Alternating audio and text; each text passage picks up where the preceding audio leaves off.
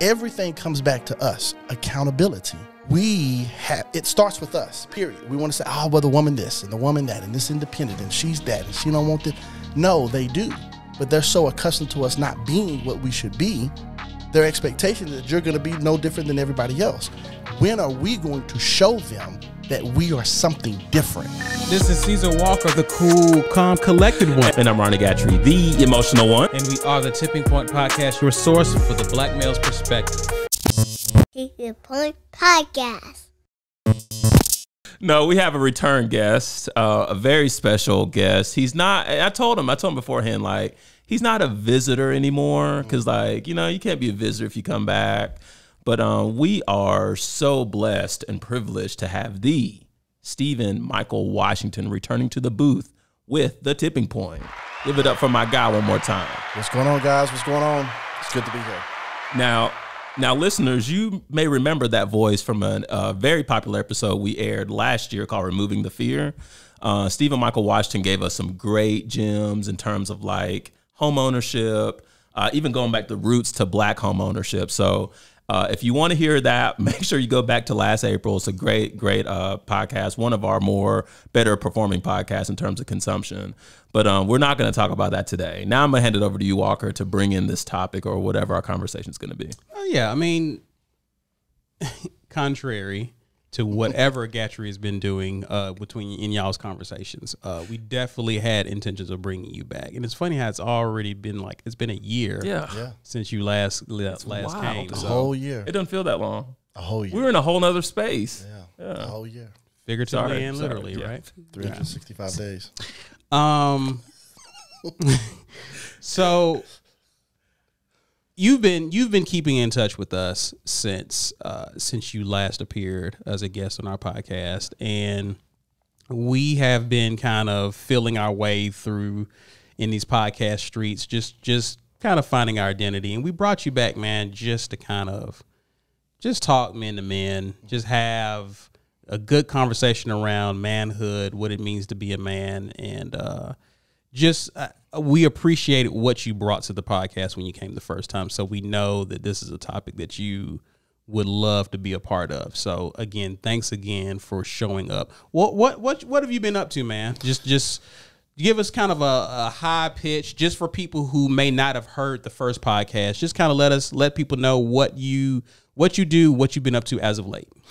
Just continuing that conversation, building communities, that's really my focus in the mortgage world, and real estate, and just really finding opportunities to reach people where they are and help them accomplish home ownership, and just being a part of that conversation in any way possible, in any facet as it relates to home ownership, community, and community development. I think a lot of times in my industry, we only think of the mortgage aspect of it, but when you're talking about building strong communities, it's a holistic approach. So it's just not home ownership. It's part of it and a big part of it, but you're also talking about health wellness, financial literacy, all of those things that play into a community that is growing, that's not stagnant, it's progressive, and it's healthy. And so just being a part of that conversation in any way possible, and being part of the action of putting it into place. That's awesome. Yeah. Awesome. I was thinking about this today, and, I was sharing with my wife, like, I don't believe in uniformity. I don't believe that we have to do the same thing, say the same thing, believe the same thing, but we can have unity in that we're running a different race, but hopefully the goal is for us to end up at the same finish line. Yeah. Right? Yeah. And so you're fighting, you want a certain outcome that is in line with what we want as men, for our community, for our families, right? But you're running it in a different lane. Mm-hmm. So I want to talk about kind of another way to fight this war, and just talking about how we can improve as men. But just to kind of get some more introspection about you, I was preparing for this this podcast, and I thought about the commercial. I have a commercial that's my favorite commercial so far this year.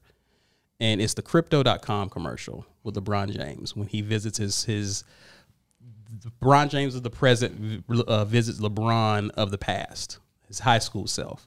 And so LeBron is sitting on the bed with the book with CDs, right?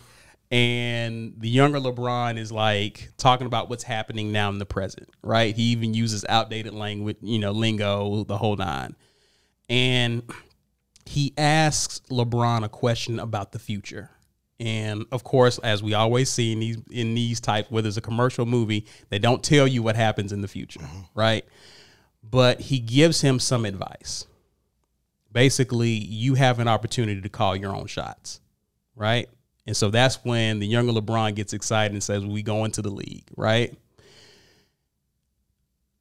I thought that was just a cool how they did that commercial. My question to you is, if you had an opportunity to go back in the past and visit the high school version of Stephen Michael. Wow. And you had one bit of advice to give that young man as he's getting ready to go out into the world, what do you tell that version of yourself? I have wondered that question a lot of times. And the answer is going to be very interesting. I would tell them to listen to your parents. Elaborate. Man. I was blessed to have, my parents are still with me. I was blessed to have parents that, number one, believed in God to the utmost and on the highest level. And they believed that believing in him and submitting to him was the number one, and everything else was secondary. And that's how they governed their lives. That's how they raised us as children. That's the way that they dealt with people at work, people they met on the street. Everywhere they went, they were governed by that. And they would teach me, and they would talk to me, and they would tell me things, et cetera, et cetera. And I was like every other high school student and every other teenager. It was like, y'all don't know nothing. And that is an absolute lie. They knew everything. Why? Because they had been 18 before. They had been in high school. They had graduated. They had lived a life prior to me getting here. And so if there was one thing, because there's a lot of things I would go and tell him, but I would tell him, listen to your parents and do what they said to do. And that's it.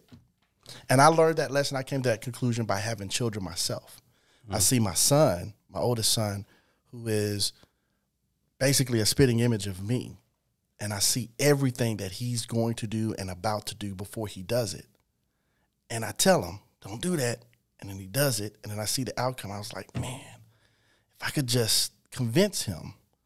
And then the light went off. I was like, golly, all he's doing is what I did. So if I was to tell my high school self, listen to your parents, do what they tell you to do. Like, listen, they're not dumb. They know it. Like, they've been there before. Why do you think that's so tough? Why do you think it's so tough going back into that teenage body, teenage experience? Why was it so tough to listen to them? I think it's a number of things.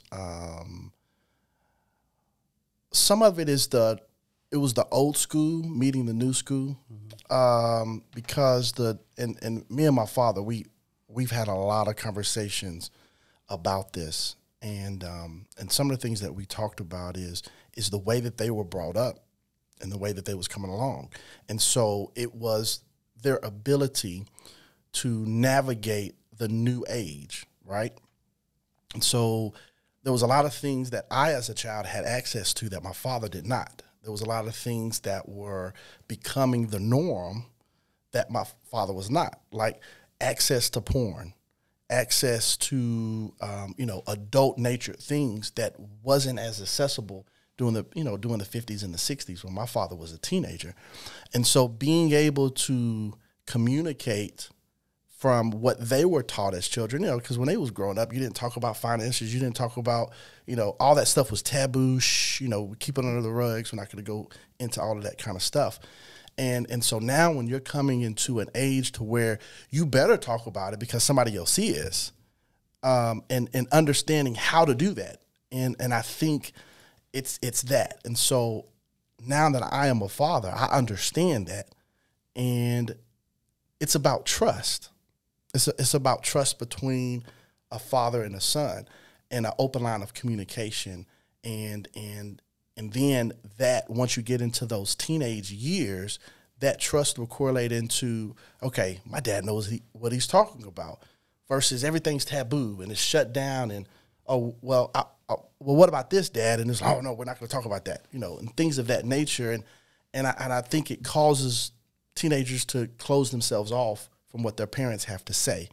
And so I think that drives it because teenagers are already know-it-alls. Like we know everything. Right. So we have to have an open line of communication with adults, with our parents, to be able to talk about those hard things and then actually listen to them.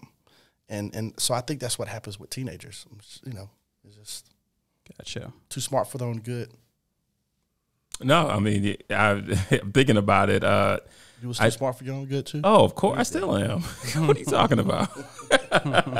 No, I just remember that of course, obviously through teenage years, but even when I started to establish some level of independence, I remember those calls. I'm very close to my mom, but I remember those calls with Mom and just the light bulb going off like, oh yeah, Mom, this is why you had us do ... And it seemed like the dots just never end. So I can definitely feel that.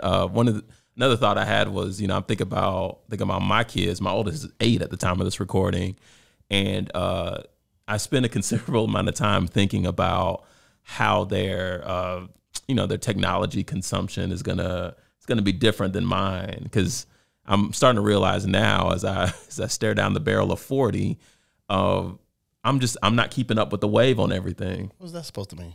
What, staring down the barrel of 40? Yeah. That is the gateway to old age, sir.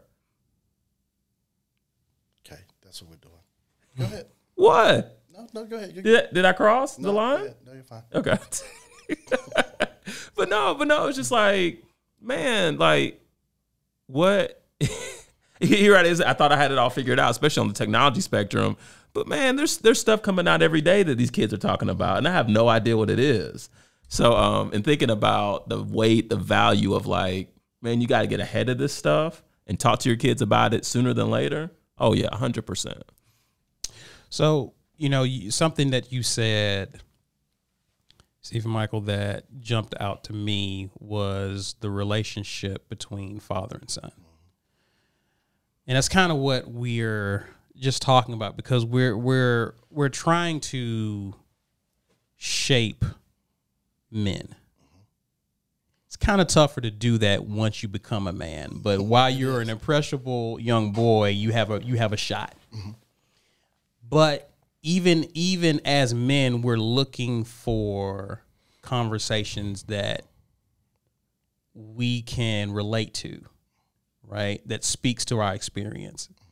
And so we're trying to, we have fun, we crack our jokes, we do what we do. But at the end of the day, we want to make men better. In your own words, what does manhood mean for this community that we want, the families we want, right? What does the man look like in that picture? That's very interesting. But first and foremost, number one at the top is love God, and I truly believe that. The Bible says we are made in His image and in His likeness, and so how can you, as a man, go and create and have dominion if you are not representing the one who created you? And so it becomes difficult to accomplish things in life when you are not living the way that you should, or let me say it this way: if you are not fulfilling what you was created to fulfill. So just think about it. You take a race car and you take it off-roading, what's going to happen? More than likely, you're going to get stuck in the mud. Or if you take an off-road Jeep and put it in a drag race, you're going to get dusted. You're going to get left behind. And what is the reason? It's because you're taking something meant for one thing and you're purposing it for something that is not intended to be. And that's the same for us. So we have to first acknowledge who created us and acknowledge him through loving him. Then next is our families, loving our families, providing for them, taking care of them, whatever that looks like. If it's child support, pay it and don't miss it, pay it. If whatever the case may be, we got to provide for our families. We have to love our families and make them a priority in our life. Right. I think so often we see opportunities and then we put those opportunities before our families, and we got to be able to do that. Accountability, accountable for our actions, our behavior, what we should be doing versus what we aren't doing. And not only that, owning it. Like when we make a mistake, I think we have this problem with saying, I'm sorry. Like, I did that. I apologize. That wasn't my intentions. And we got to own our stuff. We got to own our stuff. And then the last one would be, respecting ourselves and others. And I think that respect comes in how we present ourselves in our dress, and also how we interact with others. And I think as far as being a man and being a real man, it starts with those things. I think we put a lot of things in masculinity and being strong and how we physically, appeal, how tall we are, how short we are, all those other things. None of those things matter because we're not going to be measured by those things. But how our ability to love others, take care of our responsibilities, and being accountable for our actions and the way that we present ourselves to the rest of the world, and our actions, how we talk, our dress, our behavior, all of it. Awesome, man. Good stuff. I wanna. This is a great lead in, and I think this is where we get to kind of like our discussion amongst ourselves with this. I stumbled across like an opinion piece by Michael Ian Black. And the piece is called "The Boys Are Not All Right." Are not all right, ALL. And I'm not going to read it all, but there's some stuff in here that I was like, we got to talk about it. It's talking about manhood. I'm gonna read a couple of paragraphs and then we'll talk just to dissect a little bit. He says, the brokenness of the country's boys stands in contrast to its girls, who still face an abundance of obstacles, but go into the world increasingly well-equipped to take them on. The past 50 years have redefined what it means to be female in America. Girls today are told they can do anything, be anyone. They've absorbed the message. They're outperforming boys in school at every level. But it isn't just about performance. To be a girl today is to be the beneficiary of decades of conversation about the complexities of womanhood, its many forms and expressions. Boys, though, have been left behind. No commensurate movement has emerged to help them navigate toward a full expression of their gender. It's no longer enough to be, in quotes, a man.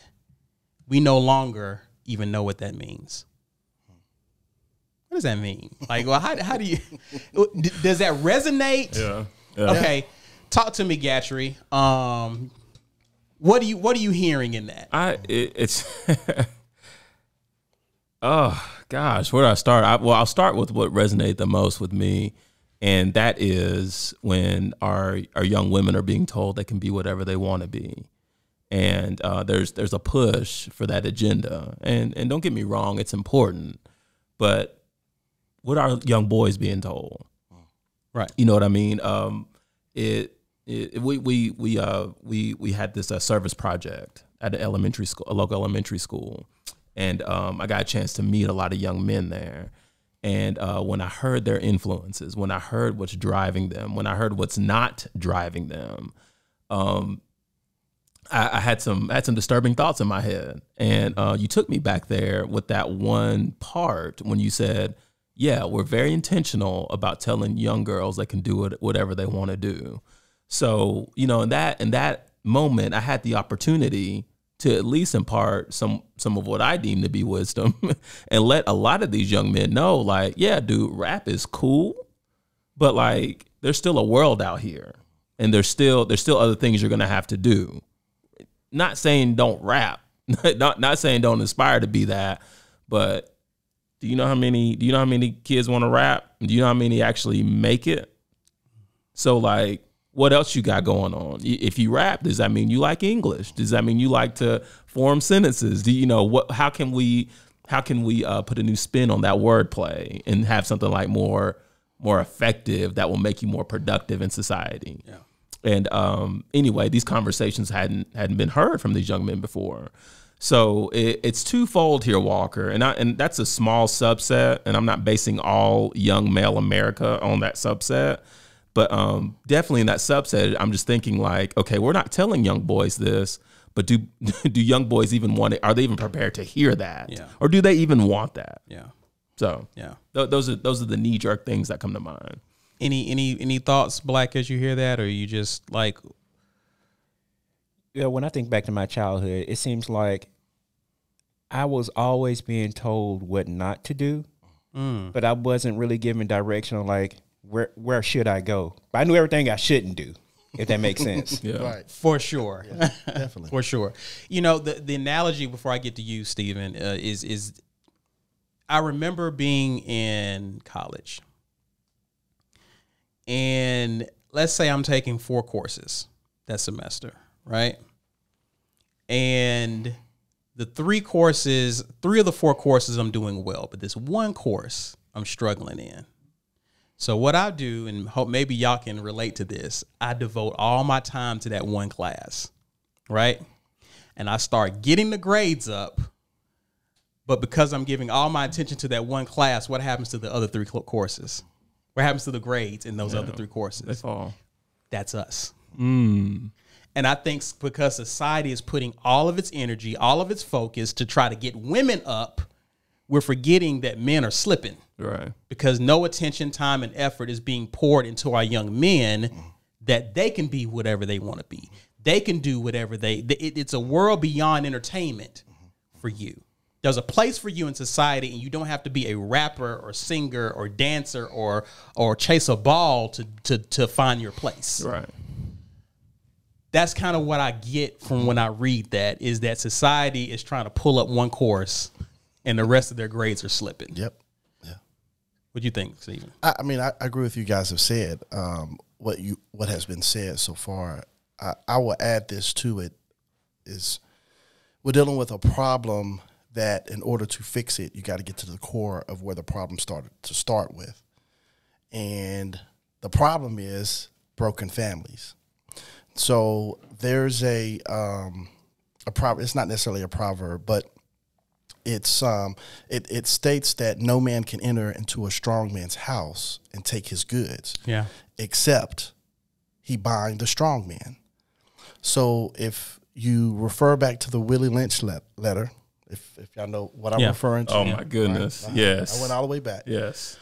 But the focus of that was, of course, as you know, that some Virginia slave owners were having problems with their slaves, and they was trying to figure out how to get control of them on the plantation. They was running loose, they was revolting, and they were doing, just behaving ungodly.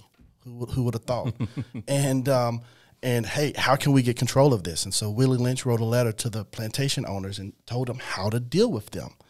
And we're not going to go into detail as to what he said. I encourage everyone. You got to read it. Oh my goodness. You need to read it. You need to read it. But in essence, the intent was to destroy the man and destroy the Mandingo, as they referred to him.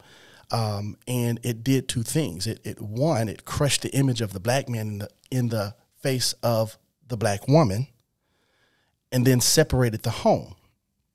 And so that's what they did. They bound the strong man so that they can then control the narrative of the family and keep it separated, because the strength of our people is family. Right. I mean, it's what God created ultimately, and family is at the center of who he is. So therefore family is at the center of who we are. So when the family is like destroyed, it makes what we're trying to accomplish successful. So our focus should be on families, keeping families together, keeping families strong, encouraging family unit and how a family unit should be, and how a man should guide and lead his family in life, in all things, not just paying the bills, buying the groceries. No. Are you taking them to church? Are you praying with your family? Are you sitting down having conversations with your family? And so I think as we deal with the plight of the black man, we need to deal with, what are we doing in our homes? How are we building better homes? Because I think that is the center of why the black man, we are still bound and we don't realize that we are. It just looks different now. It just looks different. Yeah. I have another paragraph to read. But that was good. But I want to piggyback off of something you said, because you said you talked about how important families are, how critical to this piece of the puzzle, right? Because again, we're leading back to the family. Unfortunately, we're in a day and age to where most people in the U.S., they're either identify as Christian or have Christian roots. Yes. Right? That's true. Unfortunately, as time goes on and our society evolves, we're evolving away from Christianity, unfortunately, in some respects. You have a lot of people in our community are just either agnostic, they just existing. You have people who may, Muslim. That's always been another alternative. But you have people who are in the conscious community. You have people who are Black Hebrew Israelites. You have people who are looking for another way. And in the process of this exodus, they're picking up different values and trying new stuff, right? And there's a popular idea in which many men are kind of against the idea of marriage, but they're looking at it in a sense of worst case, right? Right. They look at marriage through the lens of divorce, right? And it's disingenuous to ignore the statistics, right? When you consider how many divorces are taking place. But what did you say to a young brother who, because you mentioned the Bible, there's an order when it comes to family, and marriage is a part of that equation. Yes. What do you say to the brother who is looking at marriage from the vantage point of divorce, when you consider that of the divorces that take place, 70 to 80% of the person filing is the woman? If there's kids involved, how do you reassure that guy that this is the way to go? Oh, and this ain't look at Black. Yeah, see what I'm gonna say. And it's not just for you. I mean, y'all chime in as well. Yeah. So the reassurance of it is that marriage in of itself, the institution itself, is perfect. It is perfect. I'm gonna let that sink for a minute, because it is. That's good. Yeah. God created it. Yeah. So therefore it is perfect. Divorce is something that was created by man, because man wanted to forego long-term success because they wanted present gratification. And marriage requires suffering, period. Got to give. Can you say that one more time for the people in the back? Marriage requires suffering. Black, did you bring the collection plate? I didn't realize we were going to church. So. Marriage is perfect in of itself. The problem is the two people. Right. So it's about the choices that you make and how are you making those choices. And there's a terminology that I know you all have heard, and it's called being equally yoked. Right. And people do not put value in that phrase. And secondly, they don't understand what it means. Yeah. Bullseye. They don't. They don't understand what it means. Well, let's break it down for those who don't. You mean if equally yoked doesn't mean financially? No, it don't. Yeah. I mean, it could be part of it, but equally yoked has to do with how do you make decisions about life together. And when you come to a point and you cannot agree, can you agree on how you're going to find the solution to whatever the problem is? Lord. Yeah. Because at the end of the day, if you can't agree on something, something has to be a guide, right? Whether it's the Bible, because you already stated that majority of people are going away from Christianity. So for most folks, they're not going to go back to the Bible. But are you going back to something? Can you agree that What's this your is guiding going to? principle? Yeah. What is your guiding principle? Yeah. And do you agree on that guiding principle? Because when you get in the weeds with something, how are you going to determine what is right? Because most of the problem is everybody's trying to find out, or you're going back and forth about who is right. But what is right? The who don't matter. It's the what that matters. But in order to have the what is right, you got to have a guiding principle. So I think what's happening is as we get further away from Christianity, we are losing those guiding principles. Because for most people, that guiding principle was the Word of God. Like, that's what it was. And you got to agree that is what's going to guide us. And then have fundamental things. And then we got to be honest with ourselves. Yeah. We got to be honest about the things that we like, that we don't like. And just because she's pretty and got a nice this and a nice that is going to overcome these little things that may annoy you. No. If you think that she's going to change and be different down the road, no, she's not. People tell you exactly who they're going to be. You better believe it when they tell you who they are. Believe it when they tell you. Don't believe that it's going to change. It's not. Yeah. To piggyback off of that, when talking about equally yoked, because you nailed it in terms of most people don't know what it means. It's kind of a dated term. It is. But I look at it as, are the two of you in alignment? In other words, are y'all going in the same direction, right?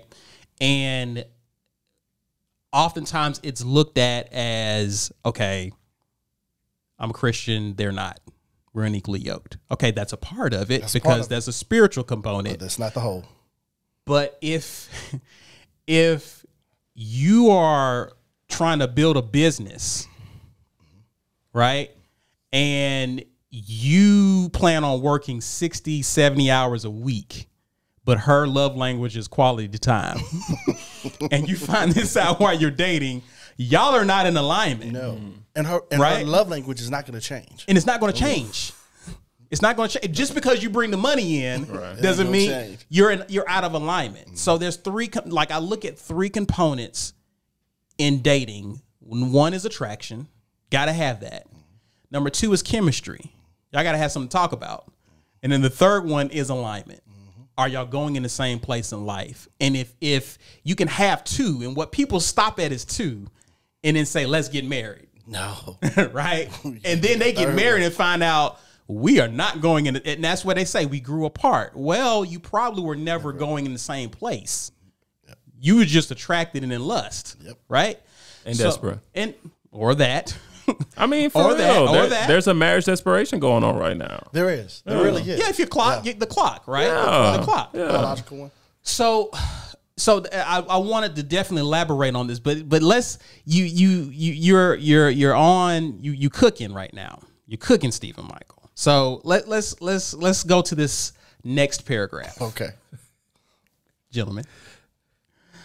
So he goes on to say, too many boys are trapped in the same suffocating, outdated model of masculinity, where manhood is measured in strength, where there is no way to be vulnerable without being emasculated,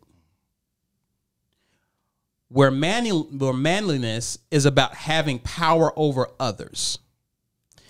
They are trapped, and they don't even have the language to talk about how they feel about being trapped, because the language that exists to discuss the full range of human emotion is still viewed as sensitive and feminine.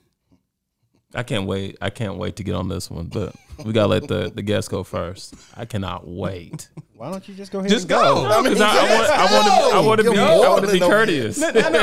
We come. Hey, we coming back to Steven. You gave us that teaser. right. We all over here on the cliff. No, man. Like y'all, anyone that's listening to this knows that, like, you know, I speak out against this. Like, I'm here for the emotions. I'm here for the voicing and the verbalizing of emotions. I'm here for the crying over the emotions. Honestly, you know, it doesn't take away from your manhood any to, number one, know how you're emotionally wired, and number two, communicate that. And if it takes you to a certain place, let it take you there. I think there's a strength. Excuse me. I know there's a strength in that. And I know that's why so many men struggle with that, because there's a weakness. Well, number one, the narrative is you're weak if you're doing that. But the true weakness is if you can't share what you're feeling, you know, thoughtfully and emotionally, that's a sign of weakness. And it's just, Walker, you said something on our old episodes. It's just about like how media is being set up. Especially when you have like sitcoms or shows with a black male role in it. And we don't see those. We don't see those lead fathers getting down, getting gritty, getting emotional, sharing like we used to. I mean, you had it at The Cosby Show. You definitely had it with Fresh Prince, but you're not seeing any of that. Yeah. And I got a problem with it, honestly. And here goes my my therapy pitch, but I have to attribute therapy for understanding that there's value in that, and also helping me to understand, like, I'm unique because I am not afraid to share what I'm feeling emotionally. Don't downplay it. No. Pitch it. Yeah. Therapy is important, sir. And you know, I think this is okay to say, but you know, so some of my LBs, they refer to me as the emotional one. I'm like, well, thank you. Oh, they see it too, huh? Right, but it Didn't take long at all, did it? But it's crazy, right? But it's crazy because, like, I've become the anchor of some much needed conversation within our group of men, and like, I'm okay with that. Yeah. And I see the fruit of that. Things are being shared within us that some of these men have never shared before. And so, like, the value in providing that space for a man to be comfortable to share that, where there's no judgment, where there's no criticism, man, that's when strength is getting upheld, right? Yeah. Is it just me here? No, Sorry, I'm getting emotional. Yeah, talking about. It's like, yeah, but we were with you, but just not as emotional. Got you, which is fine. You're good. You're on brand. Black, any thoughts about what I just read? No, I just guess that I'm lucky that I have friends I can confide in. But I'm guessing y'all were talking about it not only about with your friends, but like within a relationship. Just in general. Yeah. Just in general. You know what I mean? I got some friends I can be really honest with, and vice versa. So in other words, having a good community around you where there's a safe space. Yeah, and I've expanded it Here. in this room. Awesome. Well, who, Steven? No, Walker. You know how he limited I you, mean, cut you out of it. I mean, you underhand pitched that into him. It was real slow. I watched it. And he didn't have a bat. He had a paddle. He did. Wow. Your thoughts on what I just read? Your thoughts on the wording this guy used. This is an op-ed, by the way. Yeah. But the word "trapped" that stood out to me. What do you make of that? I don't know what he was thinking when he used the word trapped, but I don't necessarily disagree with the fact that we're trapped. So there's two ways we can go with this, right? Why are we trapped? Why did we get trapped? And then how do we get untrapped? And I'm going to take the one side, and I'm going to speak specifically as it relates to relationship, because I think men, our shortcomings show up the most in relationships. For sure. Our insecurities, whatever it is that we've dealt with in life, they show up in relationships. And the reason being is the woman needs certain things from us. And whatever we've dealt with in our life is what doesn't allow us to give that to them. So it just comes full circle. So this is what I'm going to say about relationships. Men, as we are looking for, as we just talked about, equally yoked, and someone's going in the same direction, and we're having conversations with a young lady, and we're courting, and we're dating, and all those wonderful things, is find you a Delilah. Right. Okay, so now let me clarify what I mean by that. I'm meaning find someone that gives you a safe space to be vulnerable and puts you at rest. Because that's what Delilah did. That's what she did for Samson. She put him in such a restful place. I can't go to Delilah. I know you can't. I'm just playing. Beautiful locks. Beautiful locks. But she put him in such a place of rest. Yeah. That he revealed to her a secret that he was bound by birth to keep and not divulge to anybody. Yeah. The secret to his strength. He gave that to her. She put him in a place to be able to do that without restriction. Like he just gave it up. Now it took it a couple of times to get there, but it was that over time that, and I think we sometimes look for the wrong things, but if we can find that person that just puts you at ease to the point to where you can be vulnerable, and it's not tainted, and there's no ulterior motives, there's no agenda to that, then we can be vulnerable. I think what we have been made to believe as men is that women don't want that. And what I'm going to say to everybody at this moment is that is a lie from the pits of hell. Women want us to be vulnerable with them. No, that's a fact. They want us to be. I know from my own marriage, when I made that change and decided to start doing that, I noticed the almost difference. Immediate tangible differences. And here's the reason. They equate that vulnerability to love for them. Because love equates to trust. Sure. And we, in essence, tell them that we don't love them when we're not vulnerable with them, because, in essence, not being vulnerable with somebody means that you don't trust them with whatever it is that you're trying to be vulnerable with or that you need to be vulnerable with. So if you don't trust me, how can you love me and you don't trust me? I love that we invited you on this show because you're you're going right down the path that I want you to. Okay? I'm not saying some people needed to hear that, but so here's the conundrum with what you said, because I don't disagree. I agree, but now we have a problem. Mm-hmm. We have a problem. I talk in analogies. Those two know it all too well. You've heard me use several analogies since we've been here. Yeah. I was listening to another podcast, and this person made a reference to elks, right? And the analogy he drew to human nature from this grabbed me, okay? So the point that you just made, Stephen Michael, before I get into this, is men in a relationship, the woman wants you to be vulnerable. Okay. Here's the conundrum, right? Reproduction with elks. Try to read this as fast as I can. The first time a female elk will mate is usually a little after 2 years old. Most males are sexually mature much earlier than the female, with earliest 14 months being recorded. Usually there is a bull that leads the herd called a herd master. Okay? This is usually a large male elk that keeps away other males from their female elks. Okay? When the herd master is challenged, he will engage the opposing bull. Okay? So now this elk is charged with protecting the women. He's a larger male, and he's the leader. He's the alpha. Okay? There's this mating process, or the mating season is referred to as the rut. Occurs in the fall.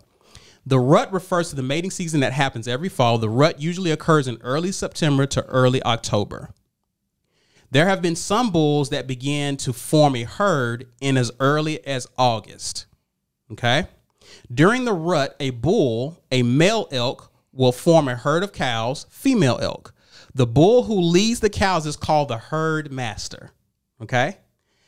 Which any bull can obtain the title if they successfully intimidate or beat the current herd master.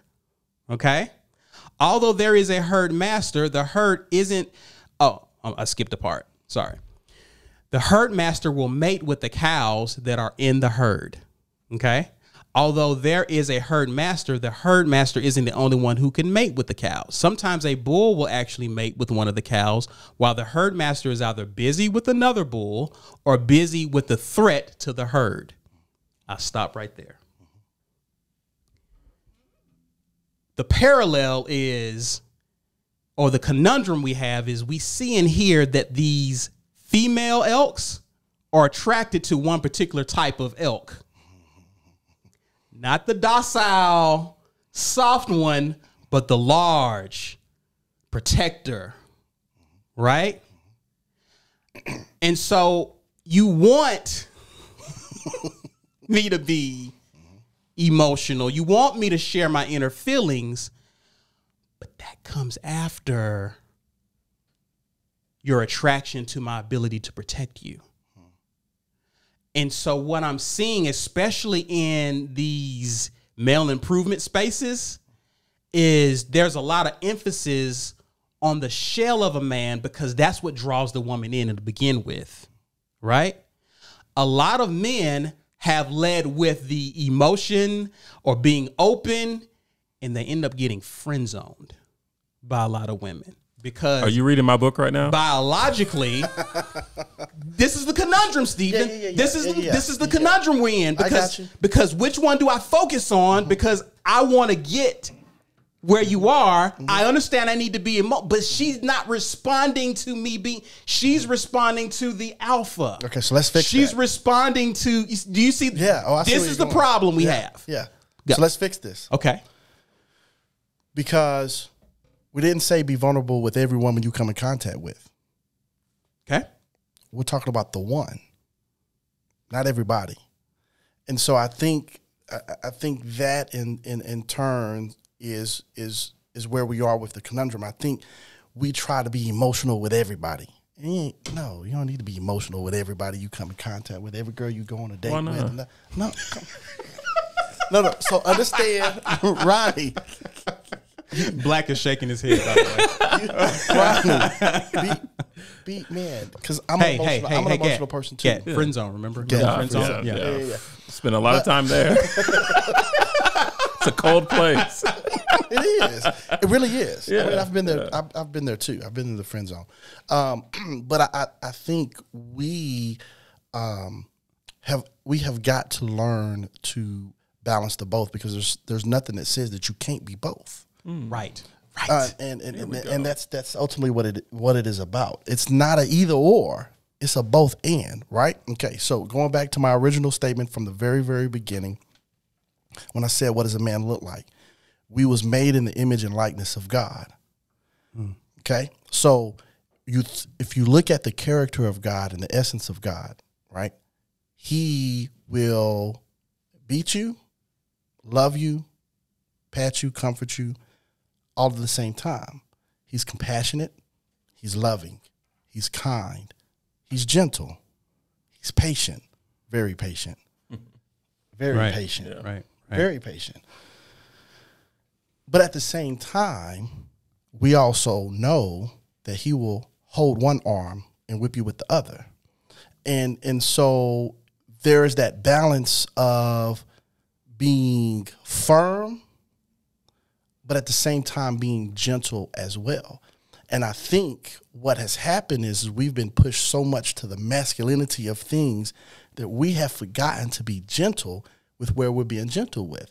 I guarantee you in that herd, and I don't know the statistics to support it, that some of those bulls, that when they approach those females, they're probably not as rigorous and as cutthroat as they are when they are defending and when they are protecting.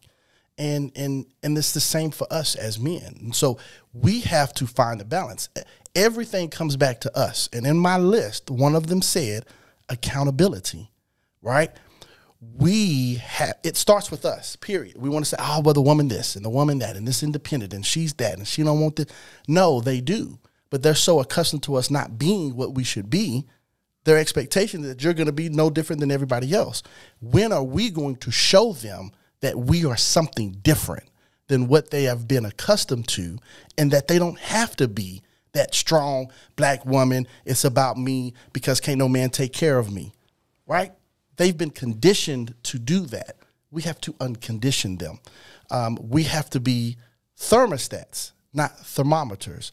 And so it's all these things that we have to do in order to change this narrative. And the bottom line is it's both and, not either or. We can be hard and protective and, whatever it is that we need to be in that moment.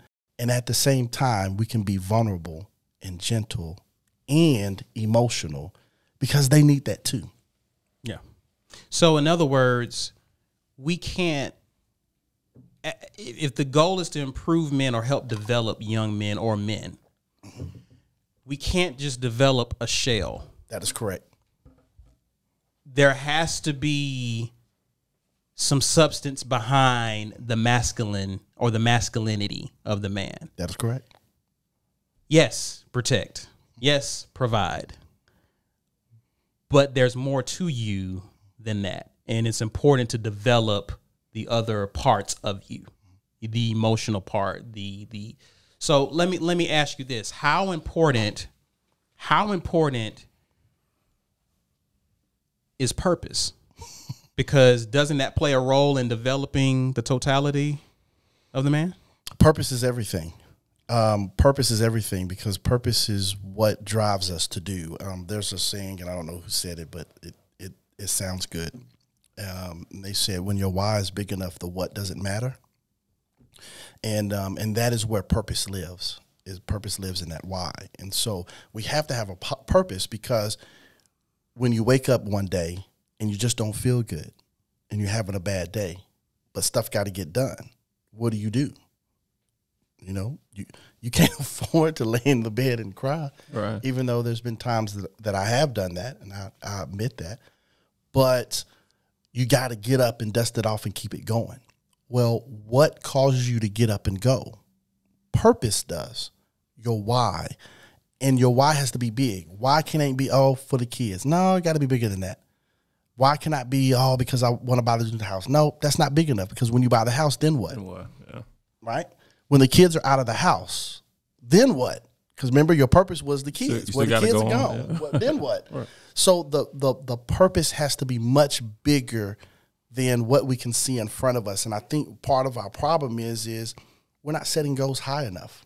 We're setting monetary and materialistic goals, and we're not setting God-driven goals. God-driven purpose, like changing your environment, changing the things around you. So purpose is everything. Do you think that purpose has to be big so that it can be generational? Absolutely. Because that's what it is. That's why we are where we are. We have gotten here because there's been a generational deterioration of our people. Mm-hmm. And it was intentional and purposeful, masterful.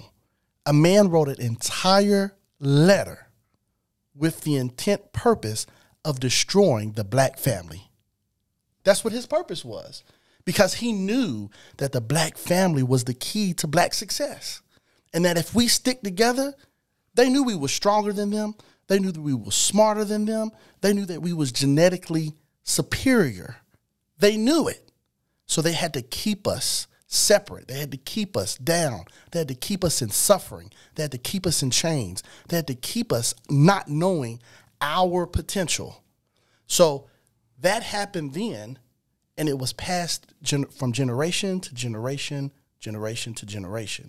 So to counter that, our purpose now has to be so big that can't nobody destroy it, because you're just going to be driven in a certain way that you're going to pass it to your kids. They're going to pass it to their kids. One of the things, and the reason why that is so important, is because, and of course, you know, my life is driven by the Bible, so everything correlates back to that. After the Ten Commandments was given and the laws were given to the children of Israel, this is what God instructed them to do. He said, I want you to teach your children my laws and my ways, and your children's children, and your children's children's children, right, so that no one would never forget how I brought you out of Egypt, how I delivered you from Pharaoh, how I brought you across the Red Sea, how I fed you in the wilderness, and how I protected you throughout history.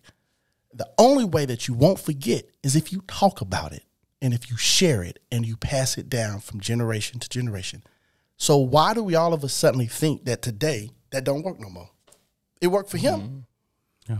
Right? Yeah, yeah. And the reason why, to your point, that Christianity is now becoming an afterthought for America is because we stopped talking about it. We stopped praying together. We stopped teaching those things, whether it's at the home, and we can complain about the government taking prayer out of schools, but at the bottom line, the families, right. And in essence, prayer out of school is not what did it. It's not praying at home is what did it. It's not the school's responsibility to raise your children and teach your children the ways of your father and your father's father. That's your responsibility. And so we have to do that and have a greater purpose so that, yes, it is generational, and our children will have purpose or understand the importance of having purpose. You got any questions? Yeah, you know, purpose is everything, and I was delayed in really defining and really binding to my purpose, right? And I'm just curious as you say that. Like, I know it's valuable because I've been through periods where I haven't had it, and I've been lost. What would you say? What would you say? Like, how does one go about defining and shaping purpose if it has become taboo and it's not handed down from someone else, you know, like a father figure or something like that? Well, I had a real close friend of mine. I was going through some things, and she's actually the godmother of my children. And she said to me one day, you need to go back and chart your life. And somewhere along the line, something changed, and that just kind of set you on the path that, you know, whatever happened to you. So chart your life from your very first memory at the earliest, and then start charting each year of your life and the things that happened, whatever you can remember, where you went, who you was with, the things that you did, you know, things that were said to you, things that was happening in your family, and then keep on going all the way through your life. And then you will run into the defining moment. And so what that does is, first, it gives you self-identity. It allows you to see yourself and who you are, and where and who you are and what kind of brought you to where you are, right? And once you define who you are, then search for your reasoning and why you're supposed to be here. And I just believe, it's my firm belief that God determines that. And that is reflecting in your gifts, your talents, your abilities. And so when you discover those talents and those abilities, then this is where people get off course. They believe their gifts and their talents to be for themselves. And your gifts and talents are not for you. Your gifts and talents are given to you to share with the world, to share with other people. And I think what happens to us is we think that what we have is for us. And, you know, I want to hoard it and keep it and da-da-da-da. And, of course, we all know there's a parable about talents and so forth and so on. We're not going to get into that. But I think that's where people get stuck. When you find your gift, understand that you need to share that with the world. And so for me, my purpose is simple as this. I don't want to leave this world with anything that God has given me. I want to leave it on the table. So therefore, everything that is given to me, as my cup is filled, it needs to be emptied back out. And it's emptied out by giving it to other people. And people think, oh, man, that's so exhausting. You're supposed to be exhausted. You're supposed to be exhausted. How can God fill a cup that's already filled? You have to empty it in order to get it filled back up. And so I think ultimately they have to go on a journey to find themselves and then to determine what it is that they're supposed to do. And those things are hidden in your gifts and your talents. And don't hoard them for yourself. Don't hoard them for you to enjoy. Give them to others and share them with the world. So, as we're coming near to a close here, I've heard a lot. I've heard the importance of family, but I've heard the importance of not only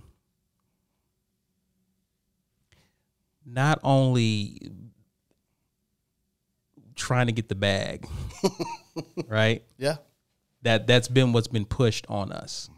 You know, we're getting the bag now. Like 10 years ago was get rich or die trying, right? But we getting to the bag. Yeah. Nothing wrong with that.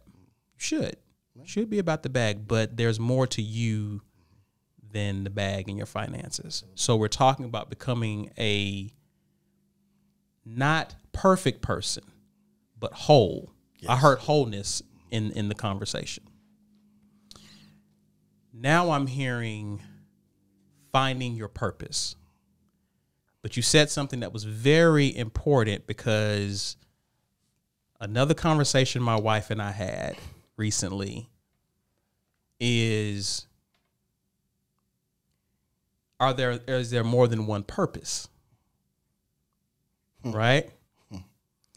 And you narrowed it down when you basically said your purpose isn't for you.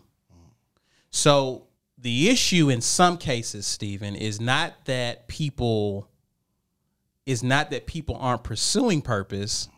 They're pursuing a purpose, but the end game centers around them. Yes.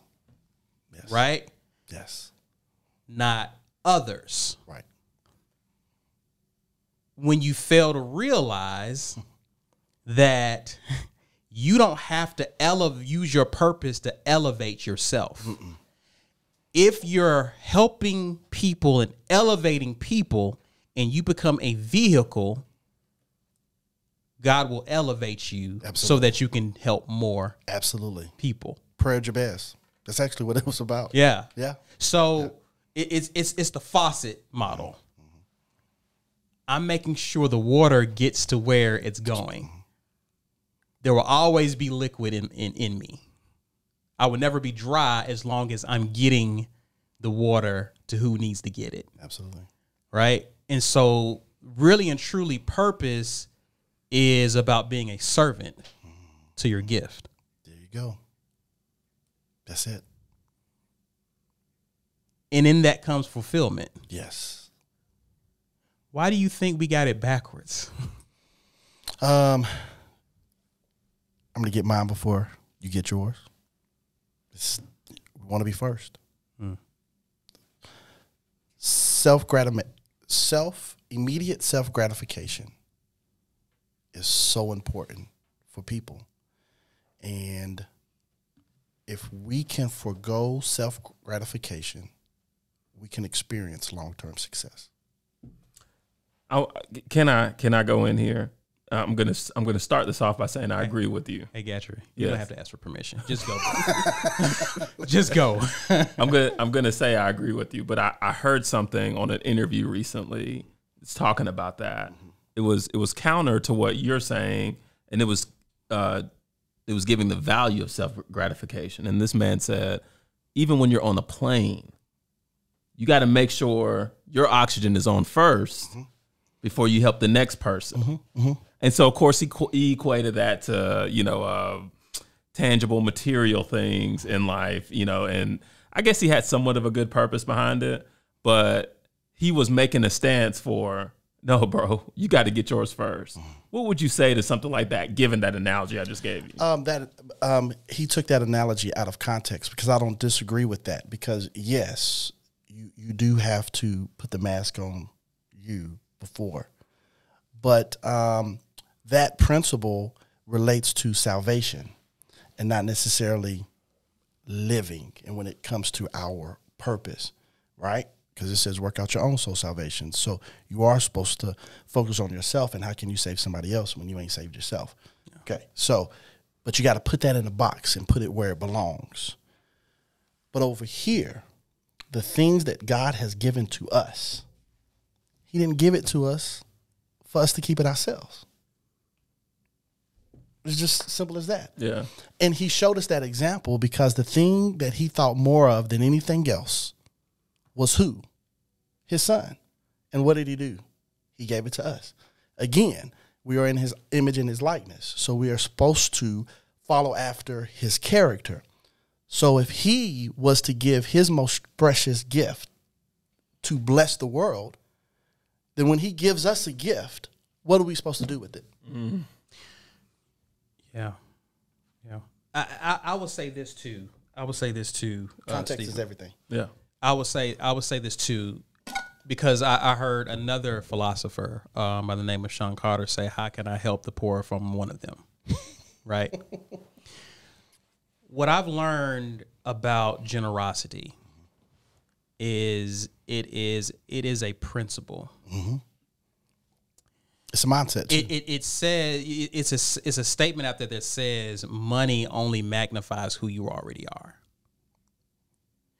You don't wait to get the bag before you decide I'm going to help others. You're already helping people. Absolutely. It's already part of your DNA. You just now have more resources to be effective in your helping of people. There are a lot of people who cap and say that they are doing this to help people, but you're not helping the people around you. Right? You know good and well you gonna stunt for a little bit and waste opportunities to really be effective. And so while I do feel that, yes, you can't help people if you don't have the resources, but you're capable of helping people regardless of what state you're in. Mm-hmm. It may be on a smaller level, but you still have the mindset to help people. Get the mindset, and if you're pursuing purpose, you're going to be put in positions to where you're going to be able to do more. Absolutely. And I think that's where the trust comes in and the work ethic comes in and the whole nine. Absolutely. Guys, this has been great. This was really good. Want to appreciate you so much for stopping by, man. Did you have anything else, Gat? I mean, Nothing productive. Can I call you Gat? No.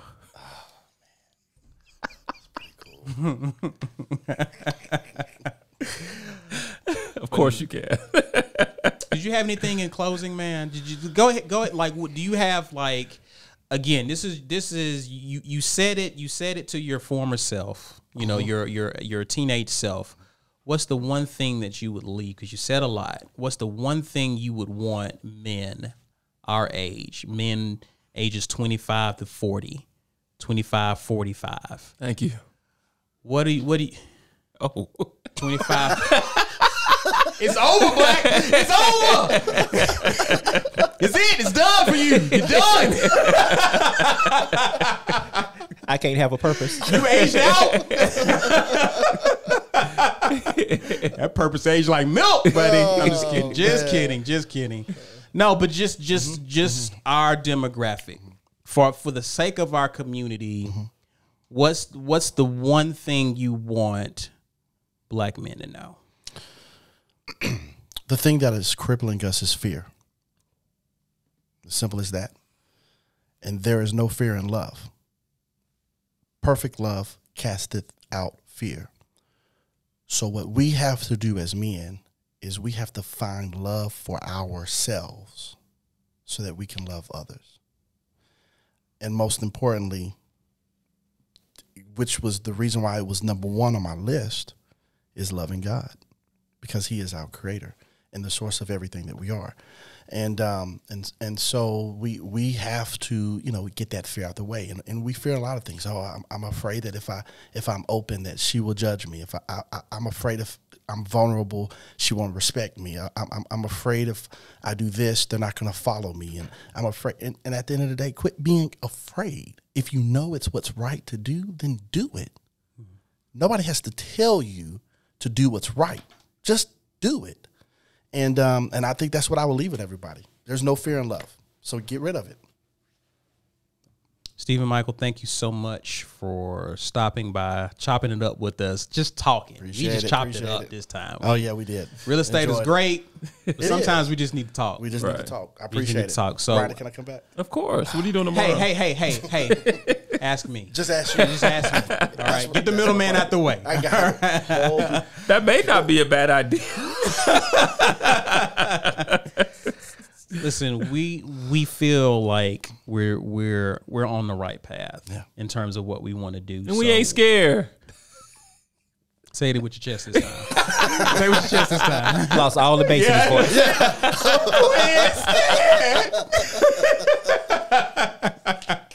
This is a tough room. Hey, you gotta come strapped in here, bro. Yeah, man. Oh yeah, we still men at the end of the day. Right. We gonna joke on you now. Oh, we gonna talk goodness. about you. But I really feel like we've kind of found our groove, and so I think you can sense that. And so we appreciate you coming and just kind of casting the vision as to where giving away. We don't have to promote it as this is the way or bust, but we're giving you an alternative, especially if you're searching. So thank you so much for coming by and giving us your precious jewels of wisdom. Much appreciated. And I'm gonna be applying some of this stuff. This is great for me. This is Point Podcast.